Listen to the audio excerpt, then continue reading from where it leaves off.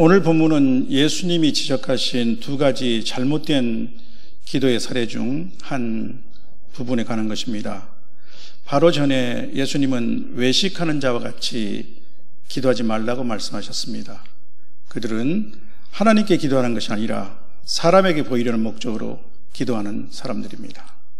예수님 당시 종교 지도자들 중에는 회당과 큰 거리에서 그렇게 자신을 과시하면서 기도하기를 즐겼던 사람들이 많았던 것 같습니다. 오늘날 교회에서도 가끔 이런 류의 기도를 하는 사람들이 있는 것 같습니다. 물론 우리 교회 이야기는 아닙니다. 대표 기도자로 나온 어떤 사람들은 하나님께 기도하기보다는 회중에게 설교하는 것 같기도 하고 자신의 성경 지식이나 경건성을 과시하는 데 목적이 있는 것 같기도 합니다. 오늘 본문에서 예수님이 지적하시는 다른 류의 기도는 이방인과 같이 하는 기도입니다. 7절에 보면은 또 기도할 때 이방인같이 중언부언하지 말라. 그들은 말을 많이 하여야 들으실 줄 생각하느니라. 여기서 중언부언이라고 하는 것은 쓸데없는 말이나 별 의미 없는 말을 늘어놓거나 같은 말을 반복하는 것을 묘사하는 것으로 보입니다. 이방인들도 나름 자신들의 신들에게 기도합니다. 사실 어떤 종교에도 그것이 소위 고등 종교이든 또는 무속 신앙과 같은 하등 종교이든 기도가 있습니다. 빌고 기도하는 것은 인간 안에 내재된 본성입니다. 우리는 그것을 종교심이라고 하죠. TV 같은 데서 무슨 주문 같은 것을 외우며 빌고 절하는 이방 종교인들의 모습을 우리는 가끔 볼 수 있을 것입니다. 그런데 타 종교에서는 대부분 자신들의 신들을 달래고 설득해야 하는 것으로 보는 것 같습니다. 그래서 온갖 제물을 올리고 열심을 다하고 또 정성을 다하는 것을 우리는 볼 수 있습니다. 열왕기상 18장에는 엘리야 선지자가 갈멜산에서 바알의 선지자 450명과 아세라의 선지자 400명과 함께 영적 대결을 벌였을 때 그들의 모습이 잘 묘사되어 있습니다. 그들은 송아지 한 마리를 잡아 각을 뜬 후에 아침부터 저녁까지 바알의 이름을 소리 높여 부르고 그들의 규례를 따라서 칼과 창으로 스스로의 몸을 상하게까지 하였습니다. 본문 8절의 그 말씀이 참으로 중요합니다. 예수님은 하나님께 기도할 때 이방인같이 기도하지 말라고 하셨고 그 이유를 설명해 주시는 것입니다. 8절 그러므로 그들을 본받지 말라. 구하기 전에 너희에게 있어야 할 것을 하나님 너희 아버지께서 아시느니라. 구하기 전에 너희에게 있어야 할 것을 하나님 너희 아버지께서 아시느니라. 하나님은 우리 아버지십니다. 자식을 사랑하는 아버지, 자식을 가까이 지켜보며 보살피는 분, 무엇이든지 좋은 것을 주고 싶어 하시는 아버지이십니다. 거기다 우리의 하나님 아버지는 천지를 창조하신 창조주 하나님이십니다. 천지 만물의 주인이시며 그 앞에는 어떤 불가능한 것도 없습니다. 전지전능하시기 때문에 당연히 우리의 필요가 무엇인지 아시고 또 그 필요를 채워주실 능력과 권세를 가지신 분입니다. 예수님은 하나님은 우리가 구하기 전에 우리가 무엇이 필요한지를 다 아신다고 단언하십니다. 이것은 우리 모든 성도들이 믿고 의심치 않는 진리입니다. 이 말씀은 우리의 기도가 하나님께서 우리에게 필요한 것이 무엇인지 알아보시는 수단이 아니라는 것입니다. 구약성경 다니엘서에 아주 인상 깊은 장면이 소개되어 있습니다. 다니엘서 9장에 다니엘은 예레미야서를 읽다가 예루살렘의 황폐함이 70년 만에 그치리라는 말씀을 깨닫게 된 즉시 금식하며 베옷을 입고 죄를 덮어쓰고 하나님께 이스라엘의 죄악에 대한 용서를 간구하였습니다. 그러자 저녁 소재드릴 시간이 가까워서 가브리엘 천사가 환상 중에 나타나 말했습니다. 곧 내가 기도를 시작할 즈음에 명령이 내렸으므로 이제 내게 알리러 왔노라. 기도를 시작할 즈음이라는 것입니다. 다니엘서 10장에도 다니엘이 큰 전쟁의 환상을 보고 세일에 동안 금식 기도를 했을 때 한 천사가 나타나 내가 하나님 앞에 스스로 겸비하게 하기로 결심하던 첫날부터 내 말이 응답받았으므로 이를 알려주기 위해 왔다고 말했습니다. 세일에 동안 기도했지만 하나님은 기도를 시작할 즈음에 응답하셨던 것입니다. 그렇다면 또 그런데도 우리는 꼭 기도해야 합니까? 라는 질문이 생길 수도 있을 것 같습니다. 이것이 오늘 우리가 살펴보고자 하는 주제입니다. 그 답은 물론 그렇다입니다. 너희가 얻지 못하면 구하지 아니하기 때문이요 구하여도 받지 못하면 정욕으로 쓰려고 잘못 구하기 때문이라.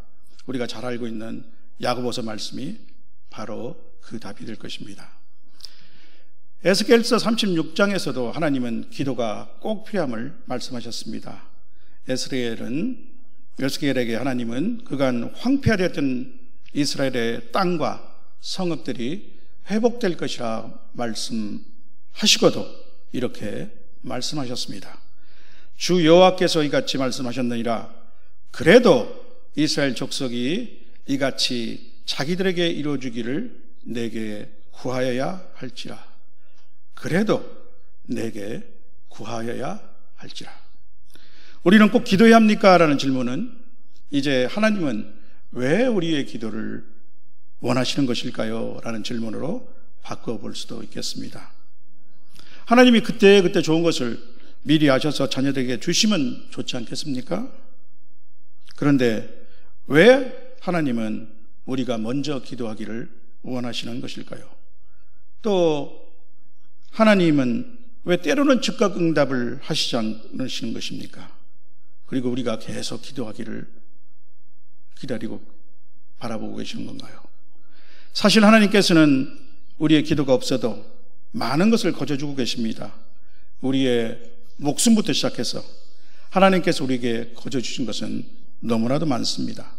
태양이 그렇고 공기, 사계절, 자연, 비 등이 그렇습니다. 우리는 이런 것들을 일반 은총이라고 합니다. 모든 인류에게 믿음의 유무와 관계없이 공통적으로 주시는 하나님의 선물이죠. 그렇다 보니 너무 당연한 것으로 생각해서 감사를 잊을 때가 너무나 많습니다. 우리가 특별히 기도하지 않고도 누리는 많은 것들을 그것을 빼앗겼을 때 비로소 그 가치를 알게 되고 뒤늦게 하나님 은혜에 감사하게 됩니다.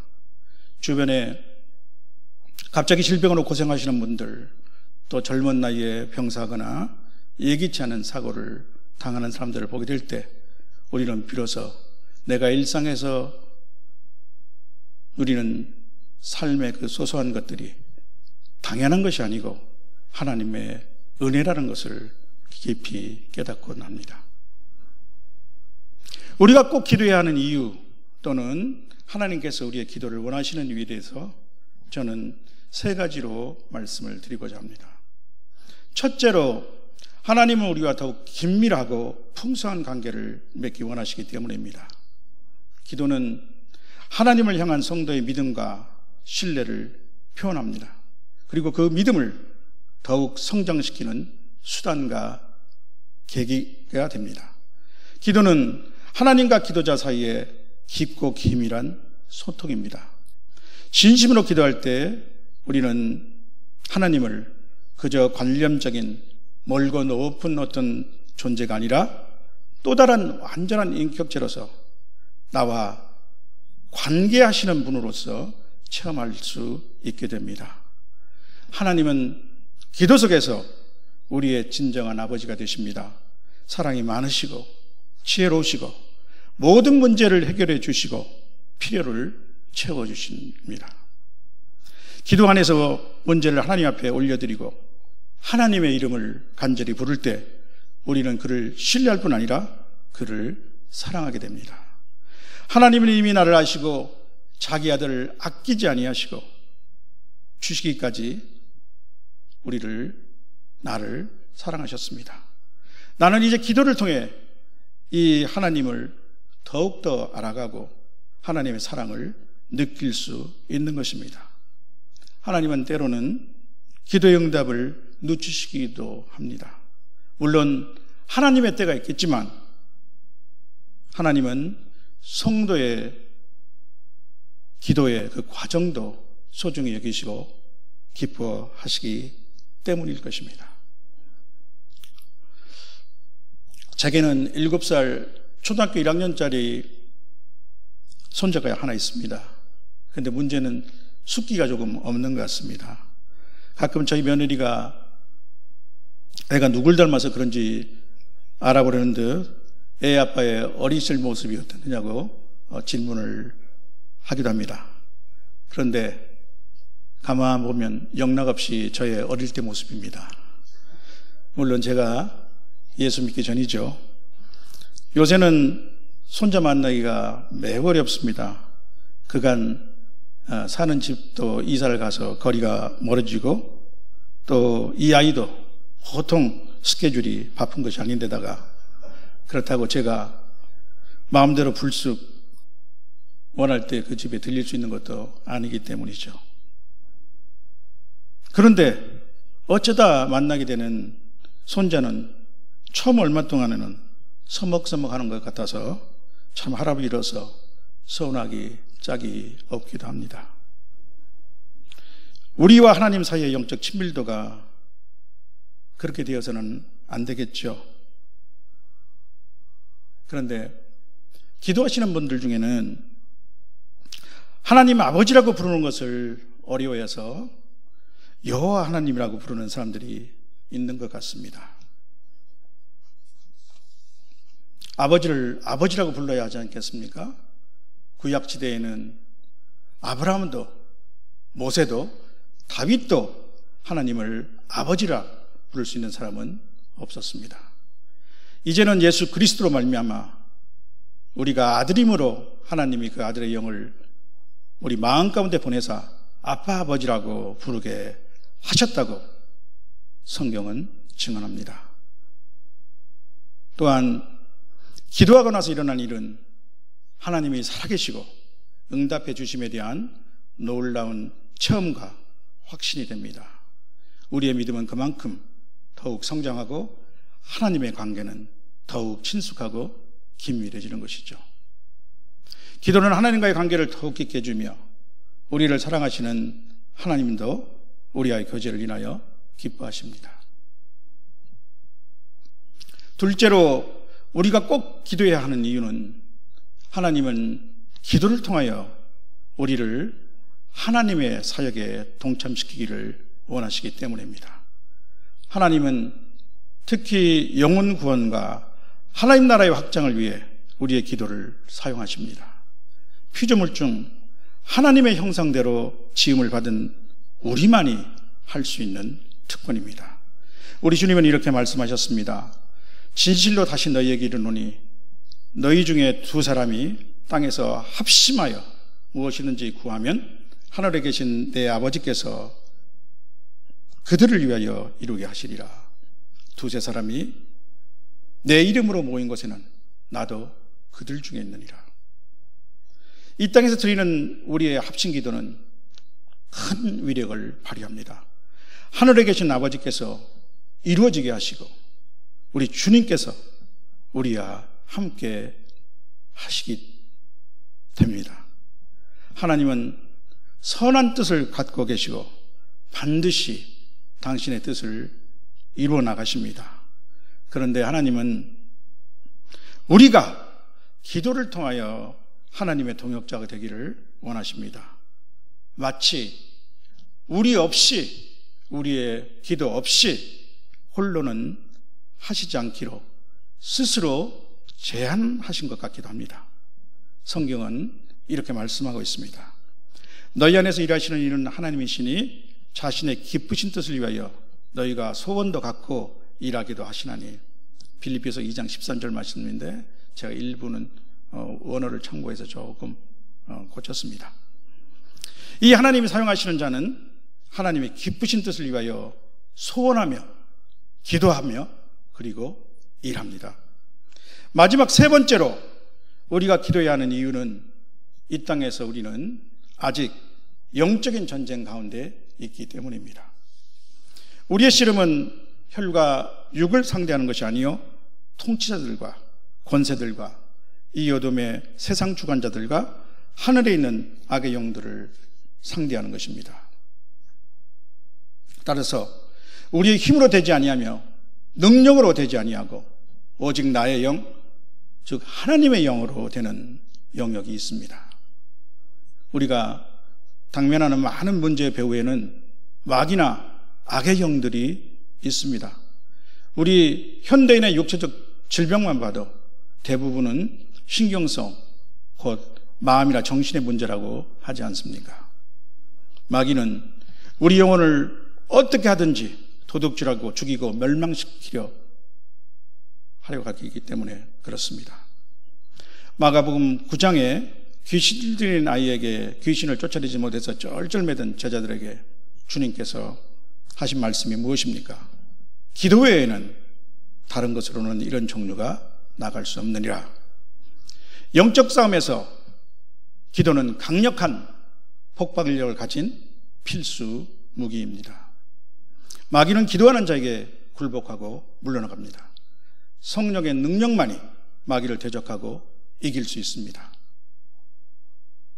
영적 전투에서는 기도가 그 답입니다.